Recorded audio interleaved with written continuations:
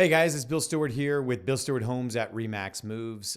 Just wanted to take a couple minutes to go through the residential property disclosure statement. This is a state document. It basically is something that we use whenever I'm working with buyers. Is one of the first things I look for whenever prior to scheduling showings. What it is a document that sellers will write off and say, or sign off and say that they either know of problems, they don't know of problems, or they don't have any representation of those problems, meaning they're not comfortable answering yes or no to it. But it's a great document, and like when for buyers to help buyers evaluate a property or multiple properties before going out and seeing them. What we're doing in this document when you're, as a homeowner is just, this is a good opportunity to kind of put out any known issues. Did the house have any damage that needed to be repaired?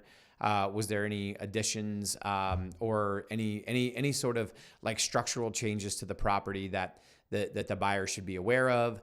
In essence, but what it's going to do is it's going to protect where if you know of an issue or know of a problem and did not disclose, then at that point the buyer could potentially come back. There could be some liability for the seller. So this is a really important document, which then says, no, they said that they did not understand, or that they said that they did. Therefore, it's like keeping our clients out of jeopardy if there was ever a problem. For the most part, doesn't turn into problems. But it's just better. It's a great way to be able to protect both seller and buyer to make sure that they're aware. So going into the document, first page really talks through just kind of the instructions of how, what it does, what's the purpose of this document, what's it being used for, how to answer those kinds of things. What I find is that most people don't read this. So that's the reason why I'm putting together this video, is to just kind of like talk it through. At the end of each page, homeowner would also initial.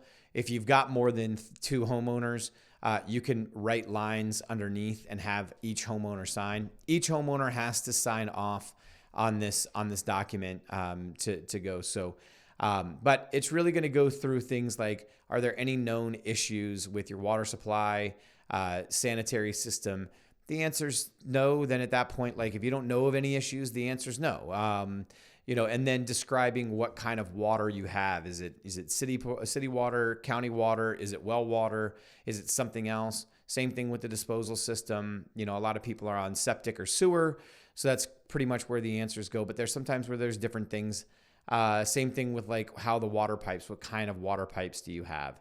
One of the big things that I noticed here is in 5, are there any problems with the roof? Typically, most people are either, it's typically no, but there are sometimes that there are. But really here in the line in number A, in the question A, when was it installed?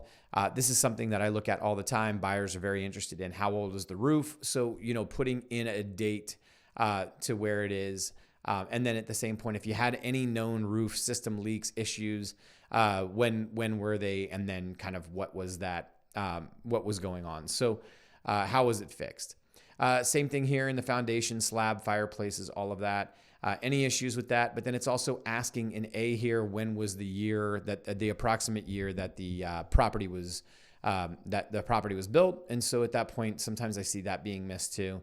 If you don't know how old or what the year was, you can reach out to us. We can take a quick look for you to see. It's in public record, so we can find it, or at least proximate. So not looking for an exact date, but the idea is that it's a roundabout date as to where we are. Some homes, we don't know when they were built. So at that point, you would put NA or unknown, those kinds of things, because some homes in the upstate were built without, and there's no record as to when they were built. Same thing with your plumbing, electrical, heating, cooling. As you come down here and you start looking, I think most of this is pretty straightforward. I did have a client ask about, their HVAC system. They had an electric AC, but then they had an oil burning furnace. So what would I put in terms of the HVAC power? I would put both electric and oil, like make sure that you've got, both done. I think most people can connect the dots that the oil is probably for your furnace. But at the same point, like it's known. And then what was the approximate age? Some people will put a number here. I think it's more important. I think it's easier and better for somebody to put the year that it was installed, because this document, if you say it was, 6 months ago and this document's been online for 3, I think it's just easier as opposed to having to go back and have somebody try to figure out, okay, well, they've been on the market for X, the date of this. So I would put a year here. I think that's actually an easier way. In 4, we're talking about, any past or present infestation of wood destroying insects, organisms, or like fungus. Do you have any termite issues? Have you had any termite issues? Anything like that? If you have, this is where you want to describe it. If not, then it's NA or none, similar to above.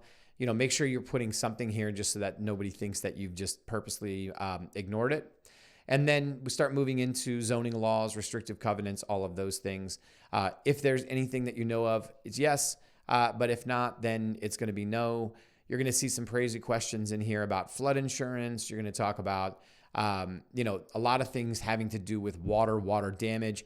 There's one question down here about beach nourishment, right? Most of this is a state document, so it's encompassing the full state. Coastal regions this would be affected more. For us, the answer is no, but it's trying to cover all individuals at the same time. And then any known presence of like lead hazards, asbestos, radon, anything like that you would know that's an environmental issue that potentially that could create problems for a future buyer. If you know of something, it's where you would write it. If not, I would put none or NA. And then here, if it's a rental, short-term rental, it's managed by a rental company. You would answer questions in A, B, and C under section 7 here, or you would go or you would just put none or NA. Section 8 is more like focused on, is there anything that's financed through, say, like a utility company? Do you have, solar panels, or do you have something that you're renting or leasing from them on the real property that would not convey specifically? It also could be an additional charge to a buyer that they need to be aware of. And then, do you have any delinquent charges on any of your utilities? This is important because a lot of times, like, buyers, they can't open up a new account somewhere without taking care of past charges. If they find that out after the sale or through the sale, it could be something that they could come back to a seller on and hold them accountable. So it's important. Most of the time, this is no. Most people are like, I haven't run into a lot of issues, people not having those things, but it does pop up. And then the other is, are you in an HOA? And this would require a separate document, the last document. If this is yes, this question here in 10 is asking that you explain all the yeses. You don't really need to put anything about HOA here if that's the only yes, because on the next page, you're going to see, underneath, like, what the current status of the property is, whether it's occupied, vacant, is it any of these? If they apply, you would check. But here is where you would also say that you would fill out that last page of this form for, if you were in an HOA, that there's a separate 1-page addendum that needs to be included. And so at that point, you would say it is or is not.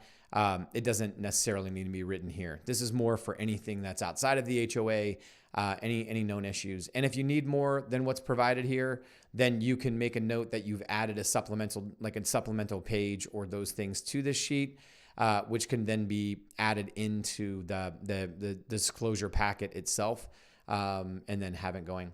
Then you're going to sign. Owner's going to sign. Again, if you've got more than 2 owners, just make a line underneath and just have all the sellers sign.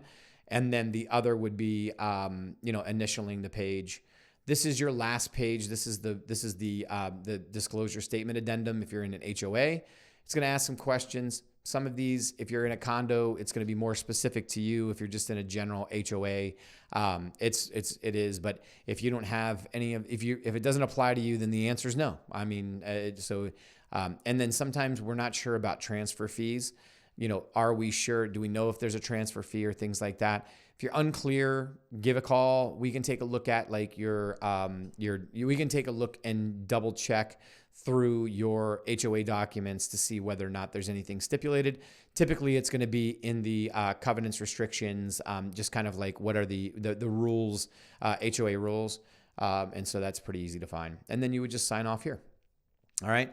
What's interesting about this document is that purchasers themselves, the buyers, also sign this document. So when they come out and take a look at a property, they're evaluating these properties, they see it. It's something that they're basically signing off on and sending in with their offer to make sure that, like, let everybody know, yes, we've read it, we've understood it. Now, the benefit for sellers a lot of times is that if you've disclosed this and it's been out in the open and we know that they read it, they saw it, and they still came out and looked at the property and then at that point made an offer, then at that point, it's kind of one of those things where it's almost like, well, you knew about it. So it's good to disclose known issues to be able to say, we did disclose this, we did bring this up. Do I really want to repair this? We disclosed it and you still made the offer. Buyers are still going to but buyers are going to, ask for whatever they feel comfortable asking. So it doesn't necessarily eliminate the repair request per se, but it is something that you can fall back on. And I've used it in negotiations personally where, that we did put this out there. So anyway, it's a real standard form. It's not, but if sometimes it's a standard for us when we're listing a property. It's not always but if not everybody's working with an agent. So, I just thought that it's helpful to understand why, where, and how this document works. And, anyway, if you have any questions, feel free. Our contact information is in the email, and, I hope you have a great day.